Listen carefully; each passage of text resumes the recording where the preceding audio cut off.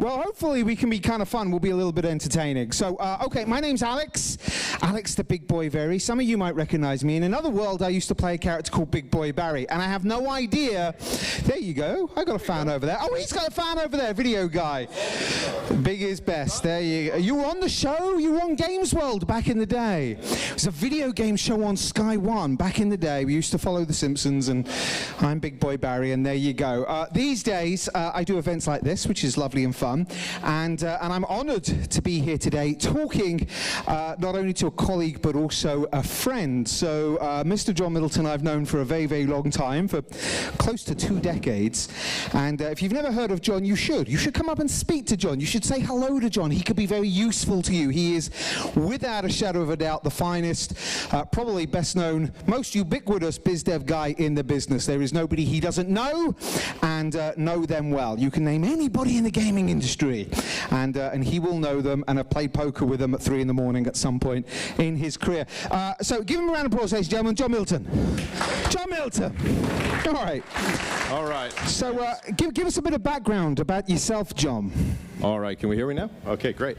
All right. So, yeah, I started a long time ago in the industry, 25 years.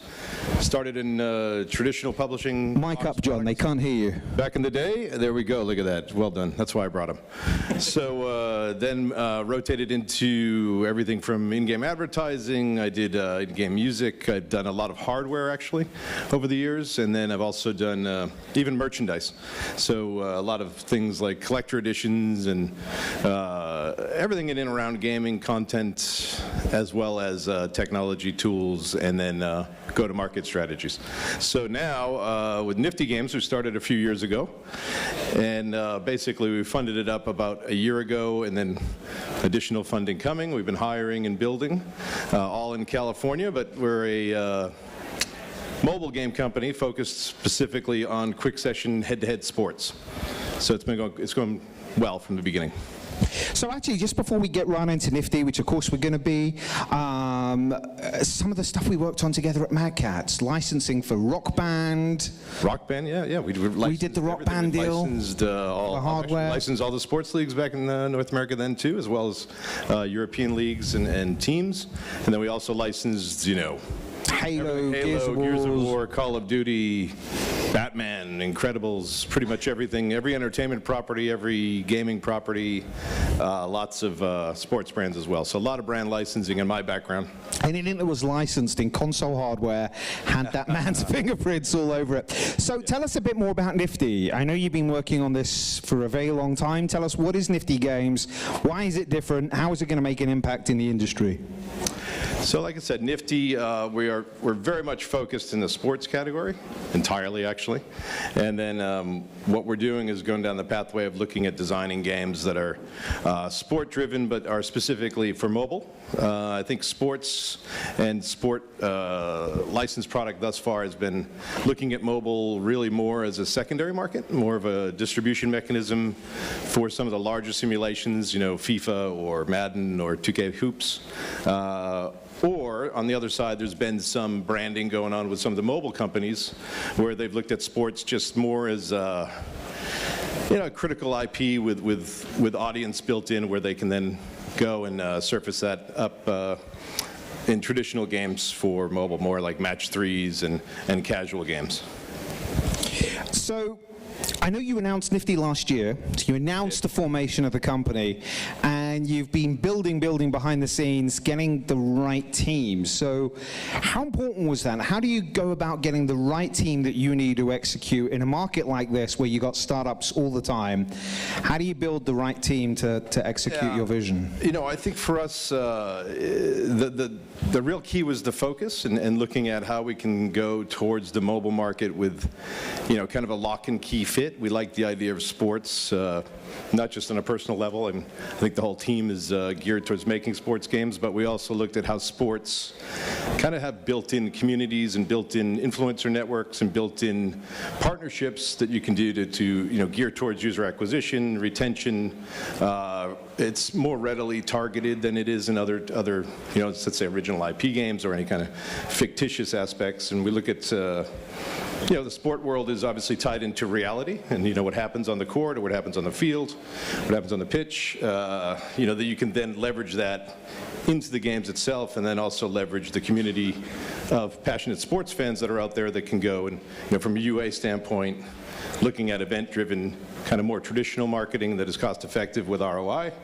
And then, it helps because you can look at, if there's 3 different areas as far as trying to stand out for a, new startup mobile company. First and foremost, we looked at, how to build a good team. But to build a good team, you need money. So, then we looked at how do we find the right investors that can come in and work with us. So we started last year with Axiomatic Gaming in LA. They were our original partner, lead investor on the seed round, and they own Team Liquid, but they also own the Golden State Warriors and the Dodgers and the Red Sox and Tampa Bay Lightning and the Washington Capitals and the Washington Wizards on the partnership level. So they've got a lot of pro sports owners that have funded up into esports, and then they've got a investment angle where they're looking at big game companies generally. They've invested in Epic and Niantic. We were kind of the little engine in between. And then we brought in some good gaming technology investors, and March Capital was one of those, who was very specific to games. And then we also brought in some other tech-driven investors. So we tried to kind of do a shotgun effect and look at the investment side.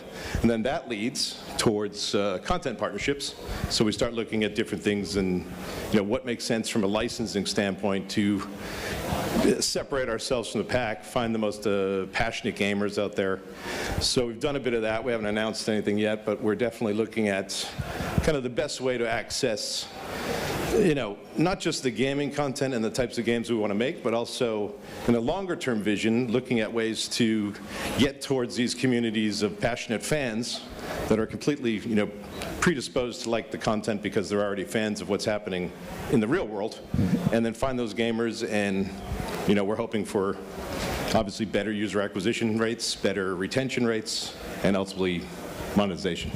So building a team is obviously of paramount importance. You've got a lot of good guys there. Do you want to talk us through any other big names that you're working with in terms of hires for Nifty Games? It's yourself and Pete Wannett. My partner's Pete Wannett. Yeah. Pete started, he's a sports game creator from the beginning. He started ESPN, and then went into Acclaim back in the day. NBA Jam, NFL Quarterback Club, Big Hurt Baseball. Those are a lot of titles that Pete worked on. Then he went over to Universal, worked on a lot of entertainment-driven IP, basically working with external developers to bring everything from Minions games all the way to Fast and Furious and Jurassic. He's managed a lot of big brands over the years, and so he's my partner in LA, and we've got an office in LA and we've got an office in San Francisco. Okay, so you've got the right people, but let's just return to the landscape that we find ourselves in now. Sure. We're living at a time where you've got like 1 million plus, at least 1 million. I don't keep up to date, but how many games and apps are out there? I mean, it's crazy. But you've also got a thriving marketplace that's very friendly to startups. The cost of entry is much lower. There's a lot of startups out there that are coming onto the app services.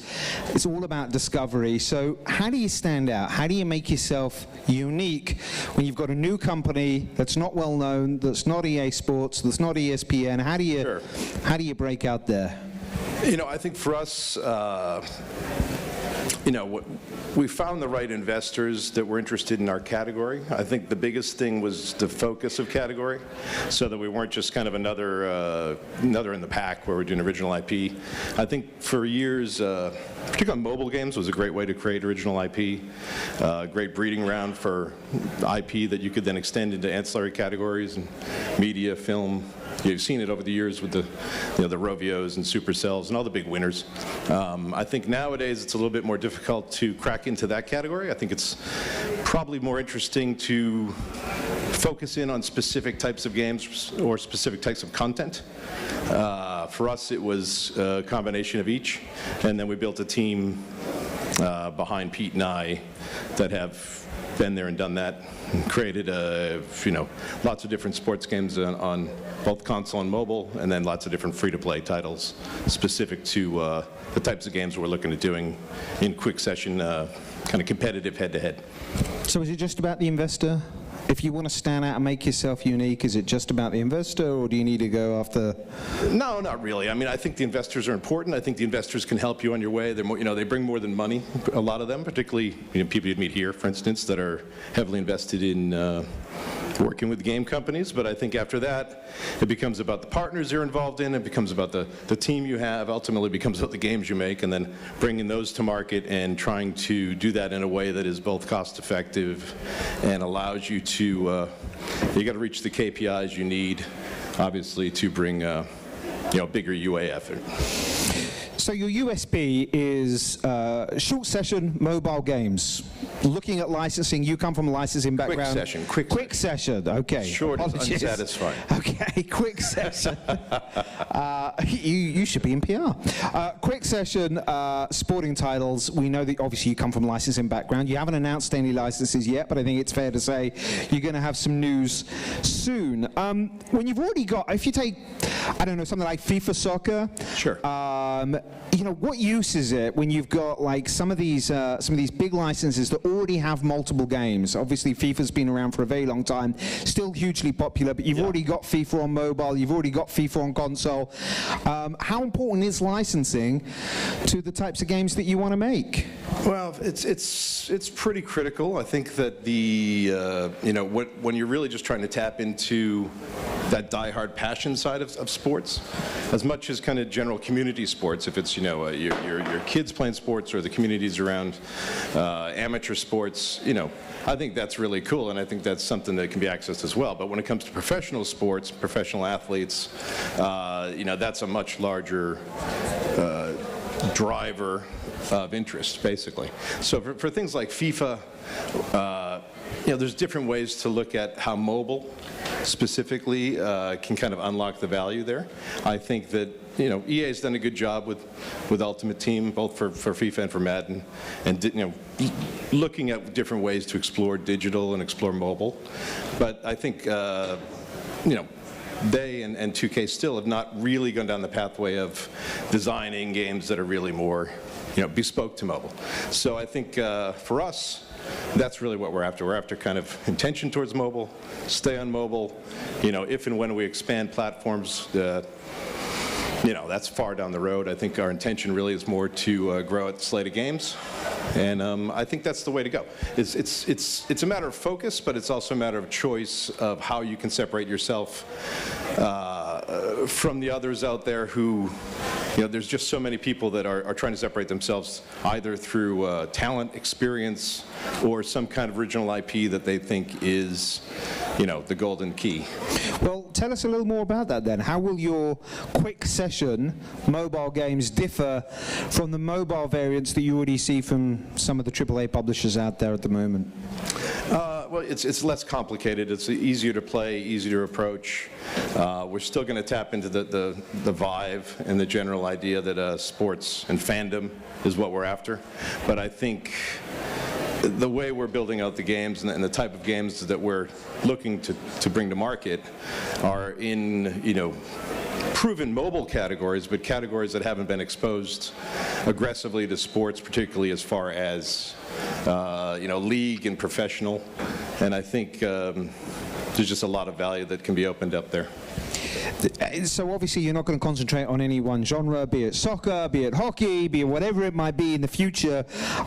Is licensing the answer for every sport out there? Is every game that you're working on, are you pursuing a license? Is that a minimum bar of entry to be a Nifty game? I don't think it's a minimum bar of entry. I think that there's room, we're going to stay in the sports category entirely.